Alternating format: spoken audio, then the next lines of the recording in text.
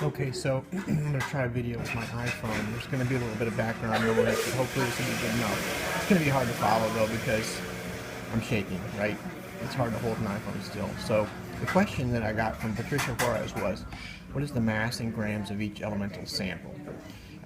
You really ought to look at page 64 for a good reference on this. You really need to go through these pages, folks, if you want to study this a little in more detail. But it starts on page 64. But let me set this one up for you, okay? So this is from a Mastering Chemistry question. What is the mass in grams of each elemental sample?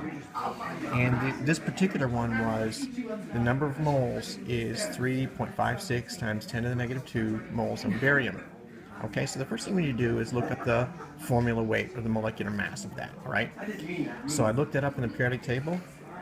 Let's see if I have that periodic table right here. My periodic table was just in my computer, right? There's barium right there.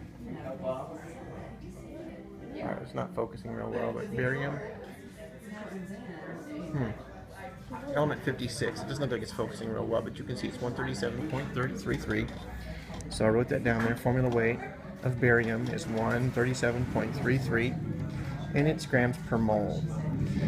So I'm going to rely very heavily on my ability to do unit conversions here, and I'm going to set this up by like this. Moles is what I was given. This is a measurement.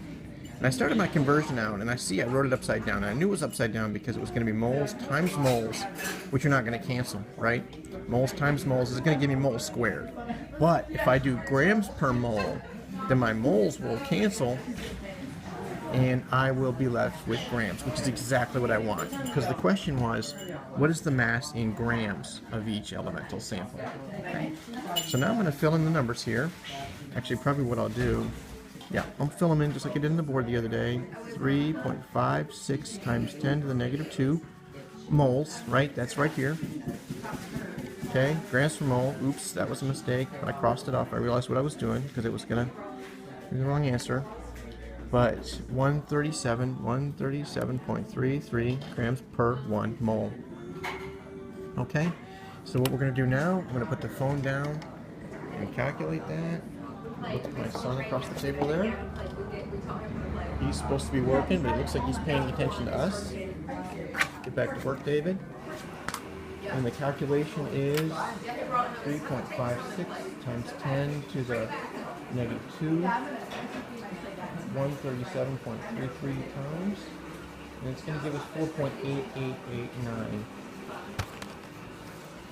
Here's my calculator, by the way. 4.8889. And the final thing I'm going to do in grams, and the final thing I'm going to do here is I'm going to say, how many sig figs do I need? How many sig figs does this have? 1, 2, 3. 3 sig figs.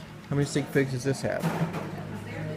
5 sig figs. And how many sig figs are down here? 1. That's actually an exact number, so it doesn't help me, okay? Because it was 137.33 per 1 mole, so that's an exact number. All right, so it looks like the limiting factor is how many sig figs am I going to need in here?